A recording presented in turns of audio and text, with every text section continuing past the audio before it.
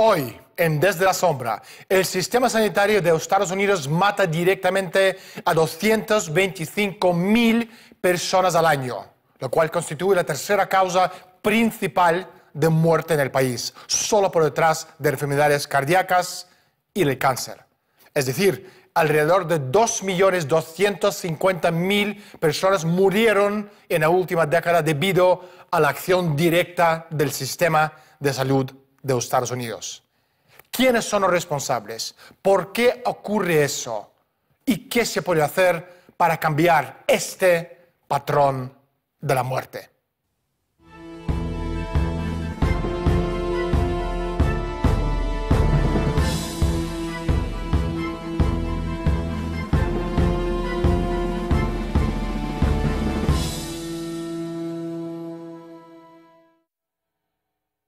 El sistema sanitario es la sexta parte de la economía de Estados Unidos. Es un mega negocio que reza que usted muera despacio.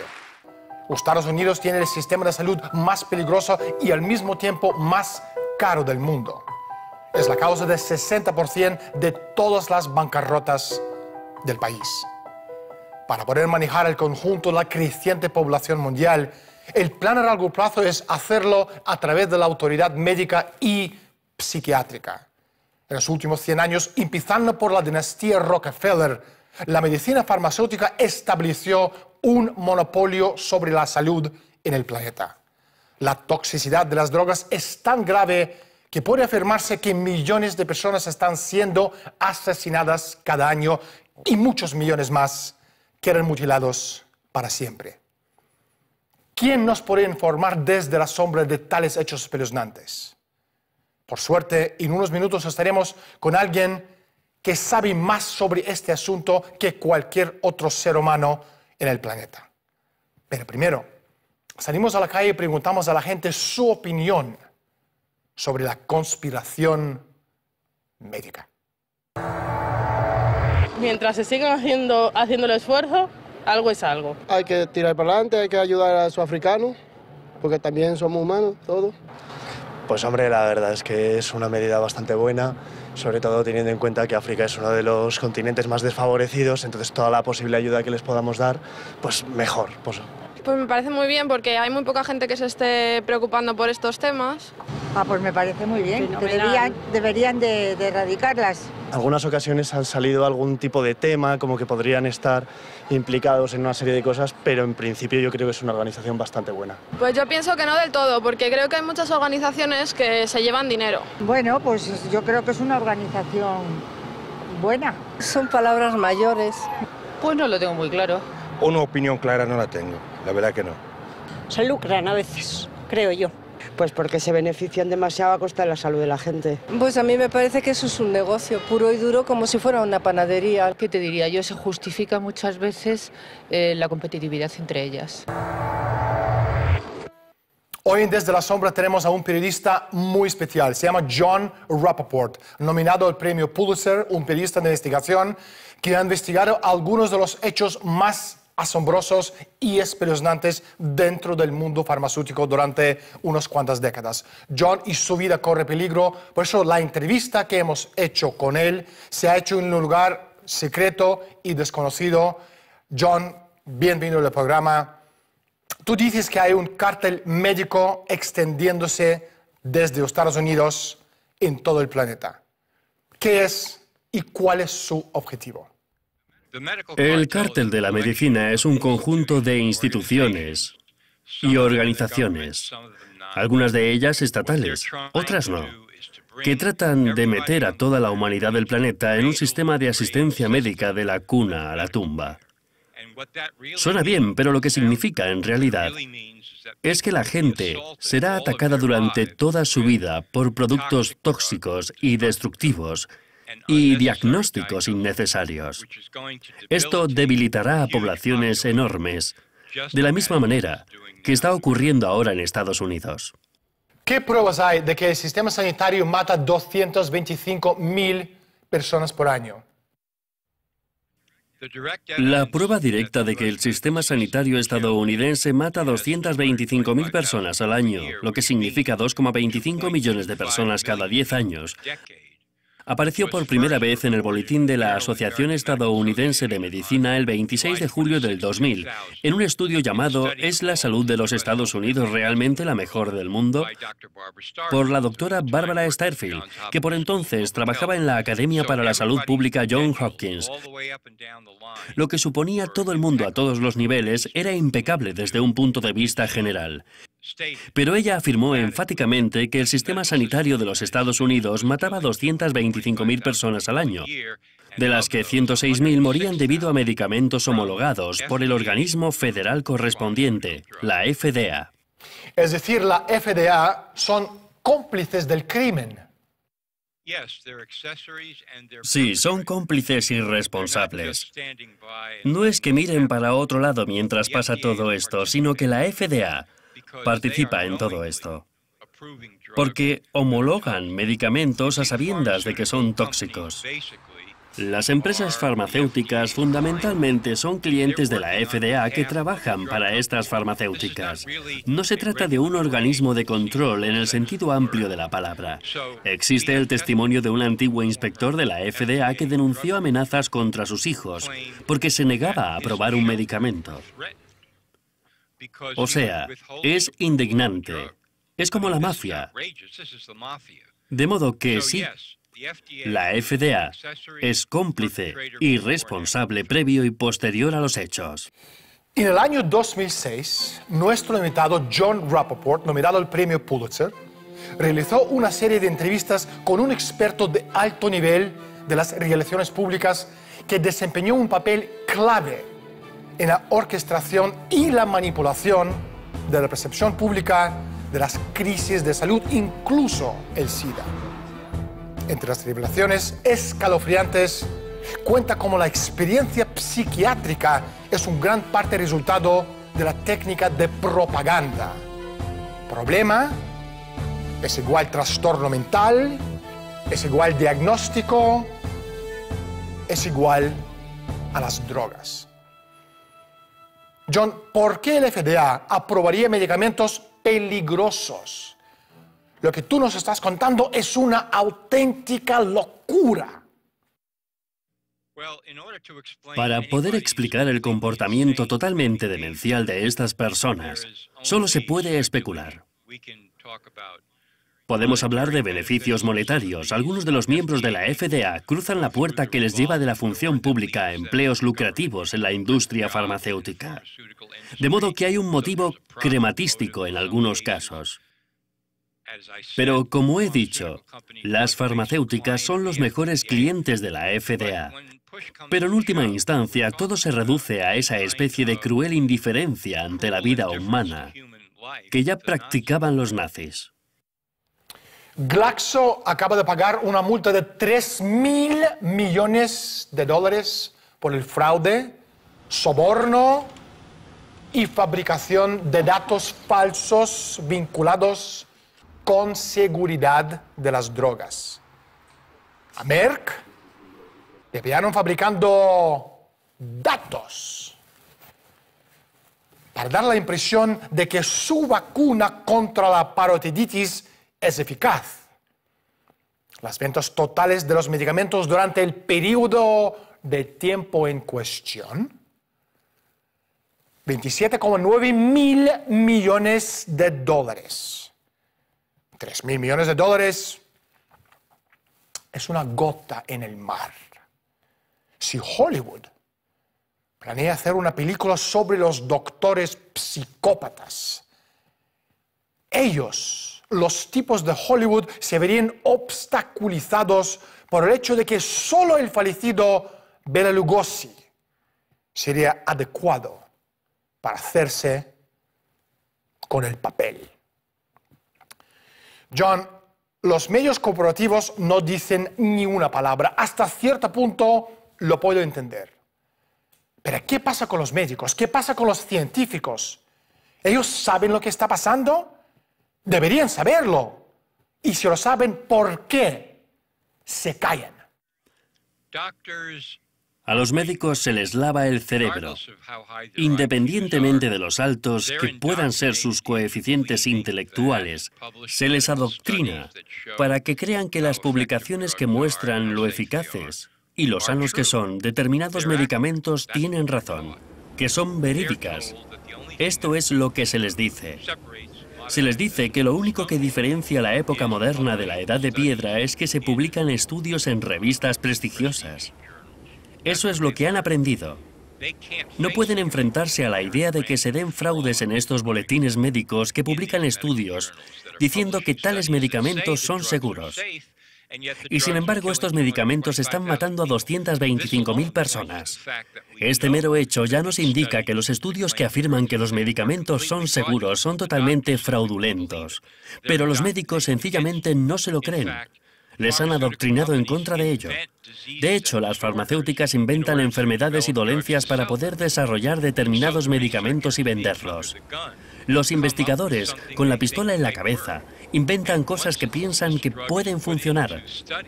Una vez que empiezan los estudios de tal medicamento, los ensayos clínicos, en los que físicamente se administra a personas, ahí es donde se da el fraude. Ahí es cuando nos dicen, este medicamento funciona mucho mejor de lo que creíamos y la FDA lo aprobará, etc. Se trata de un fraude a todos los niveles. Esto es como omerta, el código de silencio de la mafia, que invoca la pena de muerte a cualquier miembro que revela los secretos de la Cosa Nostra. Los gnósticos de la profecía y de la profesión médica. La Asociación Americana de Medicina ha puesto en marcha su propio Cosa Nostra, que pasa a una sentencia de muerte en contra de cualquier profesional médico que revela las omisiones médicas, sus crímenes, siendo el resultado el ostracismo de la profesión, la negación de privilegios en el hospital y muchísimas otras formas drásticas de castigo. John, los estudios fraudulentos, ¿qué pruebas existen para poder demostrarlo? Bueno, tengo el testimonio de una declaración en el New York Times de Marcia Angel, respetable miembro del colectivo médico que durante 20 años dirigió el New England Journal of Medicine, la revista médica más prestigiosa del mundo.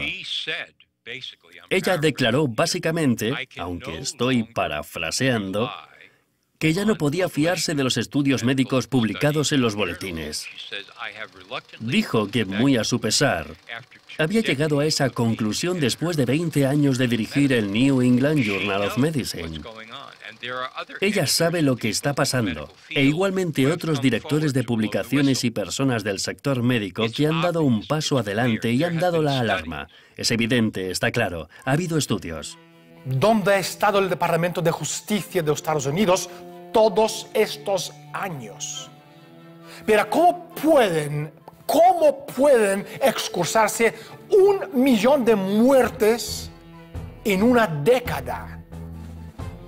Dado que la FDA sabe que los medicamentos que habían certificado como seguros están matando a 100.000 estadounidenses cada año, la FDA también sabe que los miles de estudios científicos publicados también son una mentira.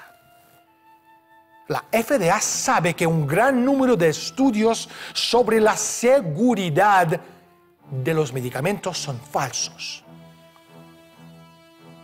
A ver si me explico. Estudios falsificados son un delito. Se llama fraude. Y cuando el fraude conduce a la muerte de las personas que toman un medicamento, esto es muchísimo peor que el fraude. John, ¿qué papel ha jugado la dinastía Rockefeller en la creación de un monopolio médico global? La familia Rockefeller, digamos una fecha aproximada, alrededor de 1918, decidió que podía ganar mucho dinero en la incipiente industria farmacéutica. Es más, ¿por qué pararse ahí? Vamos a convertir la práctica de la medicina en su integridad, en Estados Unidos, en medicina farmacéutica basada en la industria petroquímica. Como ya estaban en el negocio del petróleo, parecía lógico. De modo que encargaron un estudio llamado el Informe Flexner, cuyas conclusiones destruyeron totalmente todas las formas tradicionales de la medicina que se practicaban por entonces en los Estados Unidos, afirmando que éstas carecían de valor y no eran científicas. Por supuesto, había muchas variedades rodando por los Estados Unidos en aquel momento, pero este fue un ataque comercial contra todas las formas de medicina tradicional para reemplazarlas con la medicina farmacéutica de los Rockefeller. John, se habla muy poco acerca de los efectos de las vacunas y estos efectos que tienen en la población. Hace muchos años tú sacaste a la luz una historia espeluznante sobre la campaña de erradicación de viruela por parte de las Naciones Unidas en África. ¿Qué pasó? A mediados de los años 70, la Organización Mundial de la Salud, que pertenece a la ONU, anunció que había eliminado la viruela en África. Fue una de estas ocasiones para celebrar con champán, la mayor victoria médica de la historia de la humanidad, etcétera, etcétera. Luego, algunos años después, casi 10 años después, obtuve información exclusiva de una fuente absolutamente fiable sobre una reunión secreta en Ginebra, que se dio poco después de que la OMS anunciara su victoria. En esta reunión se decidió, atentos, que nunca se volvería a usar la vacuna de la viruela. ¿Por qué? La respuesta es evidente, porque provocaba viruela. Daba lugar a muchos casos de viruela. Era una vacuna altamente peligrosa. De hecho, esto ha sido un secreto a voces durante décadas a estas alturas. Los médicos lo saben, los investigadores lo saben. Robert Gallo, el del Instituto Oncológico Nacional, lo sabía. Él fue quien declaró que si se les administra una vacuna como la de la viruela a poblaciones a las que se les ha suprimido el sistema inmunitario, se arriesga uno a matar a ingentes cantidades de personas. ¿Qué es lo que ocurrió? De modo que la Organización Mundial de la Salud puso esta vacuna en un estante para no volverla a usar jamás. Un momento, pero evidentemente la pregunta que surge es, ¿pero qué pasa con la afirmación de que habían erradicado la viruela en África? Lo cierto es que cuando les dieron esa vacuna contra la viruela a tantos millones de personas, ya no mostraban abiertamente los síntomas ni las señales de la viruela, las lesiones en la piel y todo eso. Pero se empezaron a desarrollar otras enfermedades en el tercer mundo que carecían de nombre. La gente empezó a caer como moscas. Aparecían, por ejemplo, con posibles meningitis. En otras palabras, todos los diagnósticos fueron desviados. Incluso la gente a la que le diagnosticaron SIDA en el tercer mundo había sufrido la vacuna de la viruela, pero se le llamó SIDA. Esta es la tapadera que oculta el gigantesco crimen de la Organización Mundial de la Salud en el tercer mundo, y en concreto en África. Es una historia enorme y realmente no se ha contado nunca. ¿Qué tiene que ver un gobierno mundial con los objetivos de un cártel médico?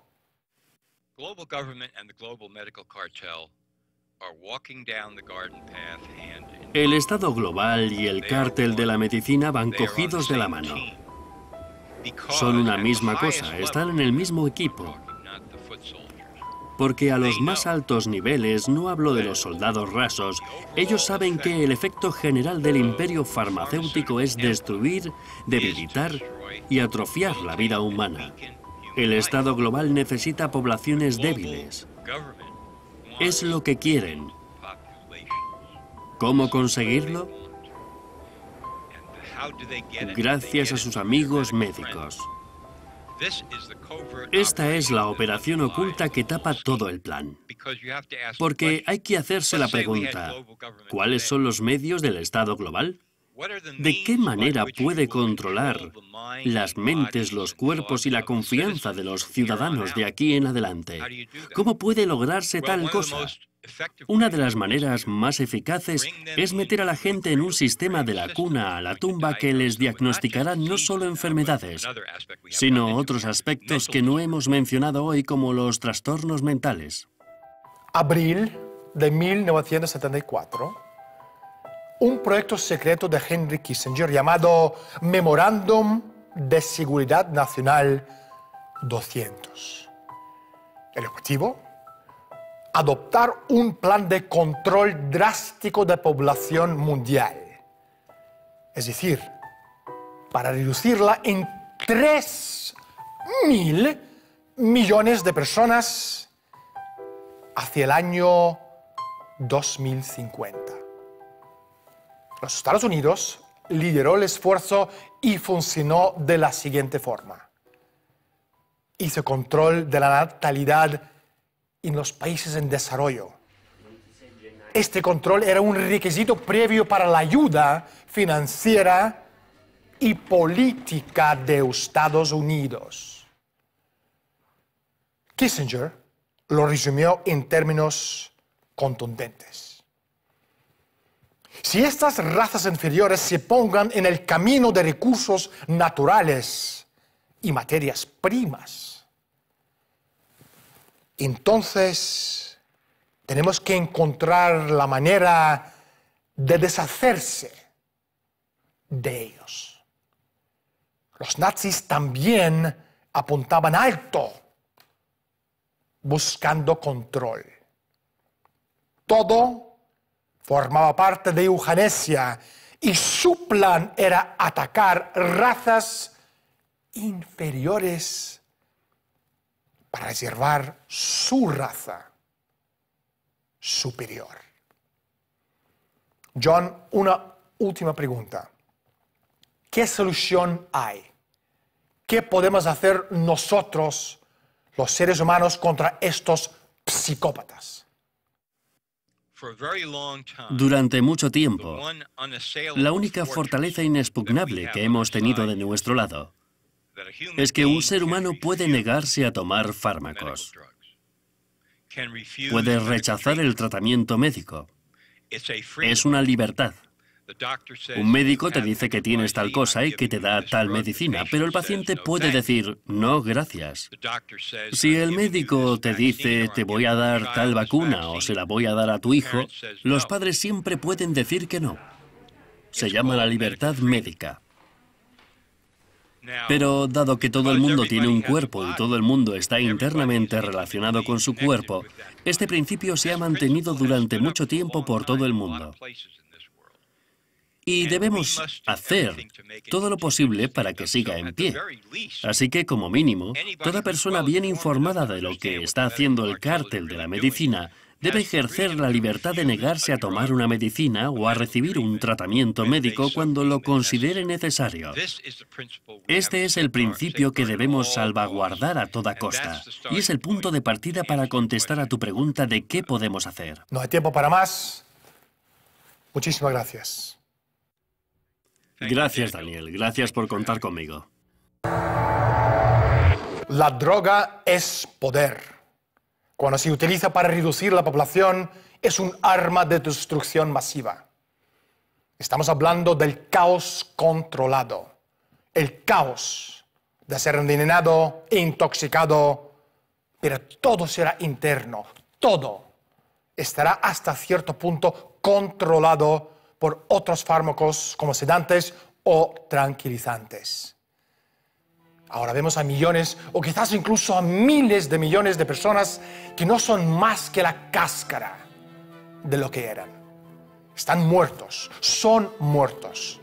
Son muertos que andan y son sumisos, obedientes y están en el sistema. Un mundo feliz.